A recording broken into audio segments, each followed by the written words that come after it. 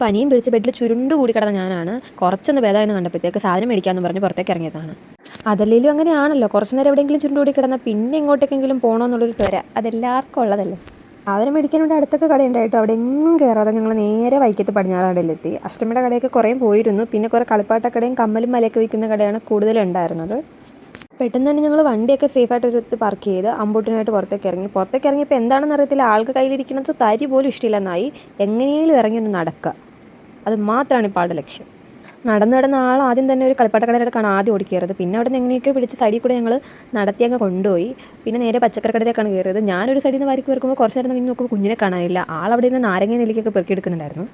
കുറച്ച് നേരം കൂടെ അവിടെ നിൽക്കുന്നത് പന്തിയല്ലാന്ന് തോന്നിയപ്പോൾ പെട്ടെന്ന് തന്നെ അവിടെ നിന്ന് സാധനം എല്ലാം വാരിപ്പെറുക്കിയെടുത്ത് അവിടെ നിന്ന് ഇറങ്ങി. പെണ്ണുങ്ങൾക്ക് മേക്കപ്പ് ബോക്സ് എന്ന പോലെ തന്നെയാണല്ലോ ആണുങ്ങൾക്ക് ടൂൾ ബോക്സ്. ടൂൾസൊക്കെ സേഫായിട്ട് വെക്കാനായിട്ട് ഒരു ബോക്സിലാണെന്ന് പറഞ്ഞുകൊണ്ട് അത് വാങ്ങാനായിട്ടാണ് നേരെ ഇങ്ങോട്ടേക്ക് ചാടി കയറിയത്. പണ്ടൊക്കെ ഇങ്ങനെയുള്ള ഷോപ്പിൽ കയറിയിട്ടുണ്ടെങ്കിൽ എന്നെ മഷീറ്റ് നോക്കിയാൽ പോലും കാണില്ലായിരുന്നു. ഞാൻ അവിടെ നിന്ന് ഇവിടുന്നൊക്കെ സാധനങ്ങളൊക്കെ വാരി പെറുക്കിക്കൊണ്ടിരിക്കുകയായിരുന്നു. ഇപ്പോഴാണെന്നുണ്ടെങ്കിൽ സമയം പോലും കിട്ടുന്നില്ല. ബോക്സും വാങ്ങി അവിടെ നിന്ന് നേരെ വീട്ടിലേക്കും പോന്നു.